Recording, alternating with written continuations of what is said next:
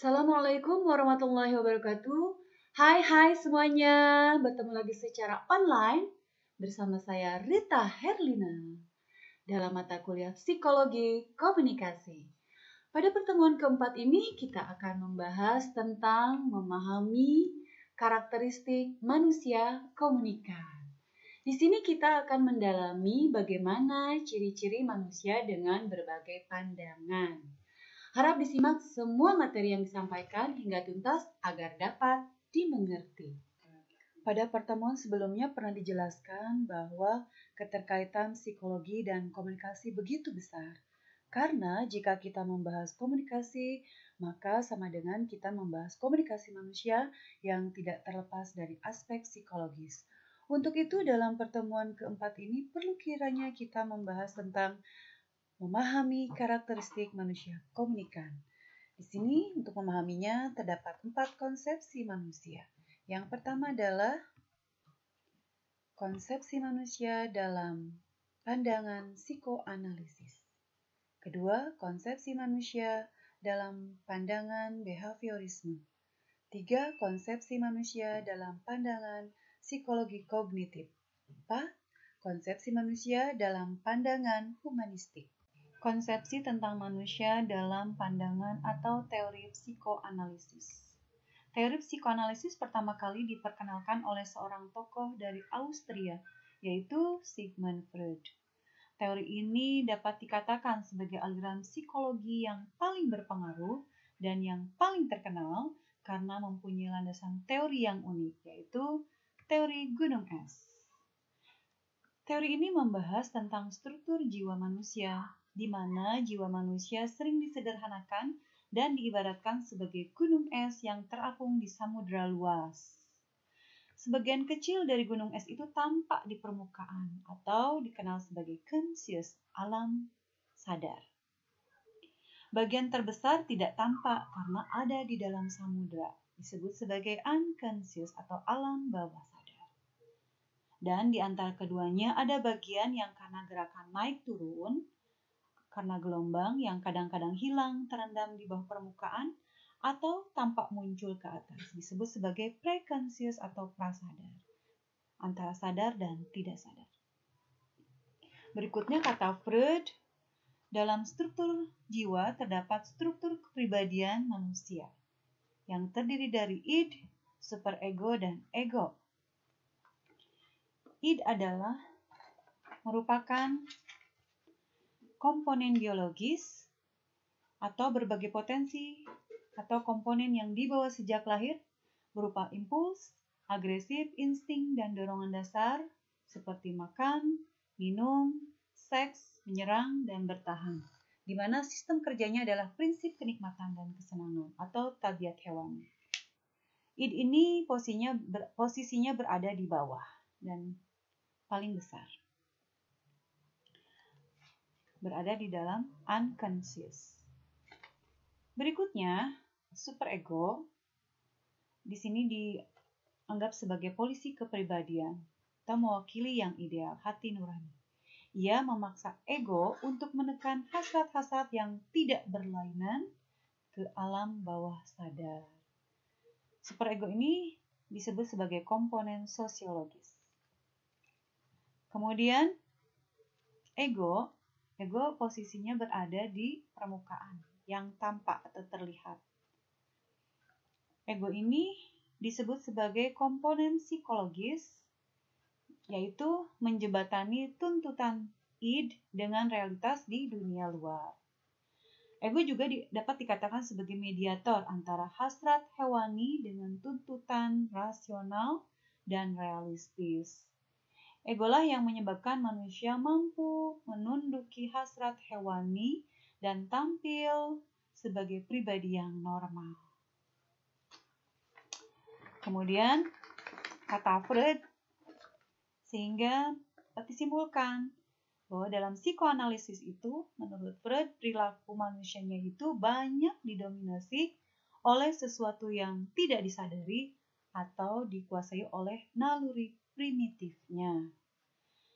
Namun sebagian ahli lainnya menentang pendapat ini dengan alasan bahwa banyak hal yang jelas disadari manusia yang menuntun mereka dapat melakukan sebuah tindakan tidak semata-mata hanya karena dorongan insting semata. Kita ambil dalam satu contoh kasus tentang psikoanalisis ini dari sebuah film karya Garin Nugroho dengan judul Kucumbu Tubuh Indahku. Film ini sempat viral dan kontroversial serta fenomenal di tahun 2019 karena dari judulnya saja ini sudah sangat vulgar. Belum lagi tema dari film ini adalah mengisahkan tentang perjalanan penari yang LGBT. Oleh karenanya banyak ditentang oleh kelompok agamis dan sejumlah orang tua yang merasa khawatir akan pengaruh buruk film tersebut terhadap anak-anak dan remaja. Namun, untuk keperluan analisis keilmuan, saya rasa film ini bisa menjadi referensi pembelajaran untuk diambil nilai-nilainya. Seperti jika dikaitkan dengan teori psikoanalisis ini, bahwa perilaku LGBT penari itu dianggap wajar. Karena menurut teori ini, sebagian besar perilaku manusia didominasi oleh hasrat primitifnya. Manusia bebas berkeinginan sesuai hasrat biologisnya. Itu menurut teori psikoanalisis. Namun bagi negara yang mayoritas muslim seperti di Indonesia, perilaku tersebut sebagian besar menganggap tidak wajar dan tidak pantas, serta bertentangan dengan moralitas dan nilai-nilai Pancasila serta Undang-Undang Dasar 1945. Namun bagi negara yang menganut paham liberal atau liberalisme, kebebasan berekspresi, berperilaku seperti LGBT adalah hak asasi manusia yang patut dilindungi. Meski perilaku primitif dalam tindak kejahatan bagi negara liberal pun tetap dilarang ya. Jadi ada perilaku primitif tertentu yang memang mereka melindunginya. Konsepsi tentang manusia dalam pandangan behaviorisme. Behaviorisme adalah sebuah aliran dalam psikologi yang didirikan oleh John B. Watson pada tahun 1913. Behaviorisme mempelajari perilaku manusia yang tampak sebagai hasil belajar atau pengaruh lingkungan. Dan karenanya di sini manusia dianggap sebagai makhluk yang pasif, yang mudah dipengaruhi oleh lingkungan. Dan manusia pun dianggap sebagai mesin atau robot atau homo mechanicus. Kaum behavioris lebih dikenal dengan teori belajar karena menurut mereka seluruh perilaku manusia kecuali insting adalah hasil belajar. Dan behaviorisme memandang pula bahwa ketika dilahirkan, pada dasarnya manusia itu tidak membawa bakat apa-apa. Manusia seperti kertas putih yang siap untuk dilukis. Manusia akan berkembang berdasarkan stimulus yang diterimanya dari lingkungan sekitarnya. Dikaitkan dengan film Kucumbu Tubuh Indahku ini, sangat jelas bahwa pengaruh lingkungan sangat mempengaruhi perilaku sang penari. Sejak kecil, sang penari ini berada dalam lingkungan para penari yang didominasi oleh kaum perempuan. Dan bahkan dalam komunitas tari lengger lanangnya adalah dibawakan oleh kaum laki-laki yang berperan sebagai perempuan. Di sini terjadi peleburan tubuh maskulin dan feminin yang membentuk kepribadian LGBT tersebut. Berikutnya, konsepsi tentang manusia dalam pandangan psikologi kognitif. Aliran psikologi kognitif menempatkan manusia sebagai makhluk yang bereaksi secara aktif terhadap lingkungannya dengan cara berpikir atau disebut homo sapiens. Kalau sebelumnya dalam behaviorisme manusia itu dianggap sebagai makhluk yang pasif, maka dalam psikologi kognitif manusia dianggap sebagai makhluk yang aktif. Psikologi kognitif mempelajari bagaimana arus informasi ditangkap oleh alat indera yang diproses dalam jiwa seseorang sebelum diwujudkan dalam bentuk tingkah laku. Di mana di sini dalam psikologi kognitif manusia akan menggunakan kognisinya untuk menerima alat indera, alam sadar, memori, dan lain sebagainya dalam rangka untuk menentukan sikap, merubah perilaku, dan menentukan keputusan dalam hidupnya. Artinya, dengan kognisi ini manusia bisa berubah, manusia bisa menentukan hidupnya dan bisa menjadi jauh lebih baik. Tidak ada yang tidak mungkin dalam manusia menurut pandangan psikologi kognitif ini. Di mana ada kemauan pasti ada jalan. Dan hal ini juga diperkuat dalam beberapa teori mengenai psikologi kognitif. Yang pertama, teori disonansi kognitif. Dalam teori ini dikembangkan oleh Leon Festinger yang berhubungan dengan sikap, perubahan sikap, dan persuasif. Asumsinya adalah bahwa dalam diri manusia itu mempunyai hasrat akan adanya konsistensi pada keyakinan, sikap, dan perilakunya. Setiap manusia itu memiliki hasrat, memiliki keyakinan bahwa apa yang dilakukan itu adalah sudah benar dan mungkin menurut dirinya, tapi belum tentu menurut orang lain. Nah, dalam situasi yang lain, bisa jadi manusia itu berpikir mendapatkan disonansi, ketidakharmonisan dalam dirinya karena adanya pengaruh dari luar, atau misalkan adanya masukan dari ustaz, para agamawan yang, atau misalkan masukan dari pasangannya, misalnya dari yang tadinya seorang penjahat, yang tadinya seorang yang kasar kepada pasangannya, kemudian dia mendapatkan masukan dan merasa dirinya ini harus berubah, dirinya harus bisa menjadi sesuatu yang lain, yang lebih baik. Dan di sini terjadi pemikiran psikologis. Ketidakharmonisan ini akan mendorong usaha untuk memperoleh konsonansi atau keharmonisan, stabilan, dan usaha untuk mengurangi disonansi.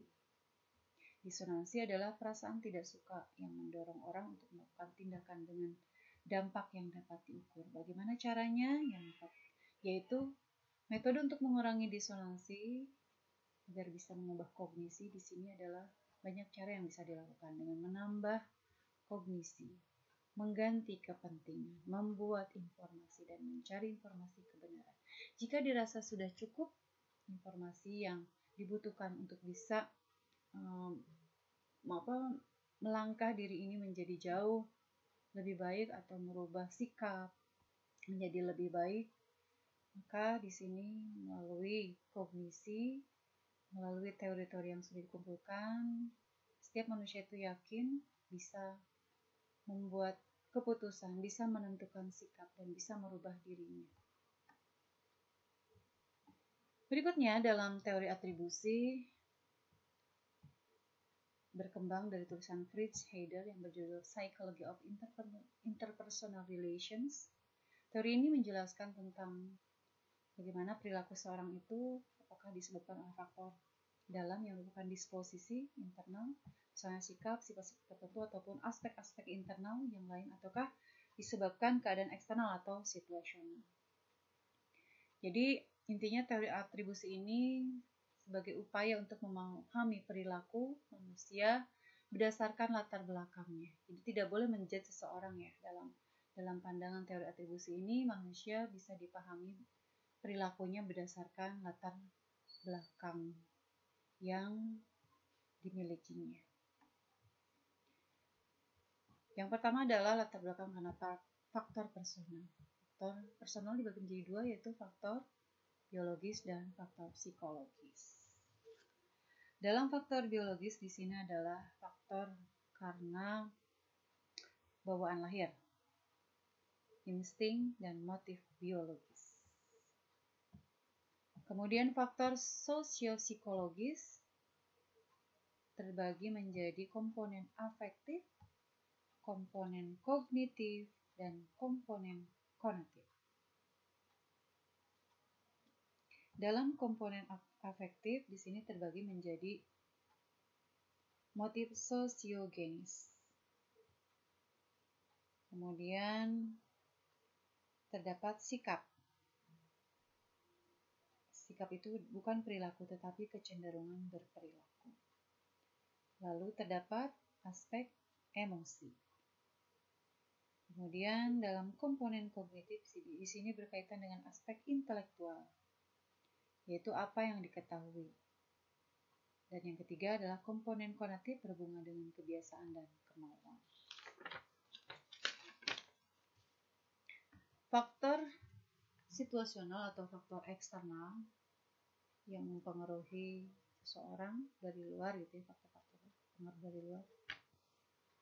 Yang pertama adalah aspek objektif dari lingkungan. Aspek objektif ini berkaitan dengan faktor ekologis, berkaitan dengan geografis, iklim, dan meteorologis. Misalnya, dalam kondisi atau cuaca tertentu di Jakarta dan Bandung berbeda, maka orang-orang Jakarta yang terbiasa dengan cuaca panas biasanya bicaranya lebih keras. Berbeda dengan orang-orang Bandung yang berada dalam lingkungan yang lebih sejuk, biasanya bicaranya juga lebih pelan gitu ya. Berkaitan dengan desain dan arsitektur di sini adalah bahwa perilaku seseorang itu bisa jadi dipengaruhi oleh faktor bangunan yang ditempatinya. Misalnya dalam bangunan yang berdesain atau bermodelkan Jepang, biasanya suasana lingkungan, misalkan dalam kantor itu lebih terbuka. Sementara kalau desain bangunan menggunakan model Belanda, di sana lebih terdapat sekat-sekat yang menjadikan hubungan antar karyawan itu lebih formal ya, karena ada sekat-sekat itu tadi. Kemudian temporal di sini berkaitan dengan waktu. Makna waktu bagi setiap orang berbeda-beda. Ada yang waktu itu berputar, ada yang waktu itu datar saja, waktu itu tidak datang kembali. Kalau berputar artinya akan kembali lagi. Kemudian analisis suasana perilaku. Hal ini analisis suasana perilaku disesuaikan dengan di mana kita berada. Misalnya kalau di masjid berarti perilakunya harus seperti apa. Di bioskop juga seperti apa. Begitupun ketika di perpustakaan, di rumah mertua, di rumah sendiri seperti apa. Di lapangan, pasti suasana perilaku kita itu akan berbeda-beda berdasarkan tempat. Kemudian teknologis. Dikaitkan dengan teknologi, di sini kita bisa melihat ya masyarakat di pedesaan yang masih jarang menggunakan teknologi, biasanya hidupnya lebih atau dalam pergaulannya, dalam hubungan interpersonalnya lebih senang tatap muka. Sementara di masyarakat kota yang sudah banyak menggunakan gadget, menggunakan media sosial, maka pertemuannya itu jarang dilakukan secara tatap muka. Kemudian dalam faktor sosial, di sini berkaitan dengan aturan, sistem, struktur, karakteristik sebuah masyarakat tertentu pasti akan menentukan perilakunya. Kemudian lingkungan psikososial dipersepsi oleh kita. Misalnya iklim organisasi kelompok, etos. Ini juga lingkungan psikososial adalah berkaitan dengan iklim suasana yang ada dalam lingkungan. Bagaimana kelompok mampu mempengaruhi diri kita. Kemudian stimulus yang mendorong dan memperteguh perilaku. Stimulus ini adalah adanya upaya masukan yang terus-menerus, yang memberikan dorongan untuk memperteguh perilaku. Misalnya melalui iklan yang terus-menerus diberikan masukan, aturan pemerintah yang terus-menerus diberikan masukan. Kemudian stimulus juga bisa berkaitan dengan bagaimana pola pendidikan orang tua yang diterapkan kepada anaknya. Konsepsi tentang manusia dalam pandangan humanistik dikatakan bahwa manusia itu adalah makhluk pencari makna atau homo ludens atau makhluk bermain, dan manusia itu unik. Nah, intinya dalam psikologi humanistik adalah suatu pendekatan melalui pengalaman dan tingkah laku manusia yang memusatkan perhatian pada keunikan dan aktualisasi diri manusia. Salah satu teorinya adalah 5 tingkat kebutuhan manusia oleh Abraham Maslow. Dikatakan bahwa setiap manusia itu berupaya memenuhi kebutuhan dasarnya. Setelah kebutuhan dasarnya terpenuhi, manusia akan meningkat pada kebutuhan berikutnya, yaitu kebutuhan rasa aman. Selanjutnya akan meningkat pada kebutuhan sosial. Setelah sosialnya terpenuhi, maka akan meningkat pada kebutuhan penghargaan. Dan terakhir adalah kebutuhan aktualisasi diri sebagai wujud kebermanfaatan dirinya bagi orang lain. Dikaitkan dengan kisah dari sang penari dari film Kucumbu Tubuh Indahku, diperoleh makna bahwa penari tersebut melakukan aktivitas menarinya dengan gaya perempuan adalah tidak hanya dalam rangka memenuhi kebutuhan dasarnya, melainkan lebih dari itu. Sebagai penari tentunya ia memerlukan rasa aman, sosialitas, pengakuan atau penghargaan akan dirinya, dan terakhir adalah aktualisasi diri sebagai wujud kebermanfaatan dirinya dalam menghibur masyarakat. Nah, kesimpulan dari empat pendekatan yang sudah dijelaskan sebelumnya, maka di sini konsepsi tentang manusia dari keempat pendekatan ini memandang manusia dengan cara yang berlainan. Namun karakteristik manusia merupakan sintesis atau gabungan dari keempat pendekatan ini, di mana sekali waktu manusia menjadi makhluk secara membuta, menuruti kemauannya, seperti misalnya dalam sebuah contoh, di sini kemauan atau hasrat misalnya ingin berkunjung ke rumah teman atau orang tua di waktu yang tidak tepat, misalnya di waktu maghrib dengan cuaca hujan. Secara nafsu ini bekerja karena ingin memuaskan dirinya. Namun dalam psikologi kognitif, jika logika digunakan, maka ia akan berpikir ulang bahwa hal tersebut kurang baik karena kalau berkunjung di waktu maghrib atau di waktu hujan dan di malam hari pula, maka ini bisa mengganggu orang lain yang sedang beribadah dan waktu istirahatnya atau makan malamnya. Ini jika logika yang bekerja. Kemudian pada saat tertentu manusia itu menyerah bulat-bulat pada sebuah proses pelaziman atau kondisi yang diterimanya dari lingkungan. Misalnya dalam behaviorisme, seseorang dapat menjadi seorang artis karena berada di lingkungan seni. Atau seseorang dapat menjadi seorang PSK atau penjahat atau pecandu narkoba atau LGBT karena berada di lingkungan yang negatif atau yang kumuh atau yang buruk. Seseorang dapat menjadi seseorang yang baik atau yang soleh karena berada di lingkungan yang baik. Itu memang benar ya asumsinya. Namun tidak selamanya lingkungan atau hawa nafsu selalu menguasai pikiran atau perilaku kita. Atau kita tidak dapat merubah hidup kita. Nah, hal-hal yang dalam pandangan psikoanalisis dan behaviorisme ini bisa dibantah dalam psikologi kognitif bahwasannya manusia itu adalah makhluk yang aktif berpikir, sehingga ia dapat menggunakan akal pikirannya untuk merubah diri dan dunia. Nah, pada saat yang lain ia berusaha mewarnai lingkungan dengan nilai-nilai kemanusiaan yang dimilikinya melalui pandangan psikologi humanistik bahwa manusia itu dapat meningkatkan harga dirinya dengan menciptakan sesuatu yang lebih bermanfaat dan bernilai bagi orang lain. Demikian seluruh penjelasan mulai dari pendekatan yang pertama psikoanalisis, kemudian berlanjut kepada behaviorisme, psikologi kognitif, dan berakhir dengan pendekatan humanistik. Semoga semuanya bisa bermanfaat dan kita menjadi manusia yang sebaik-baiknya manusia, di mana ada kemauan pasti ada jalan. Sampai bertemu di pertemuan kelima di minggu depan dengan tema yang berbeda. Mudah-mudahan bermanfaat.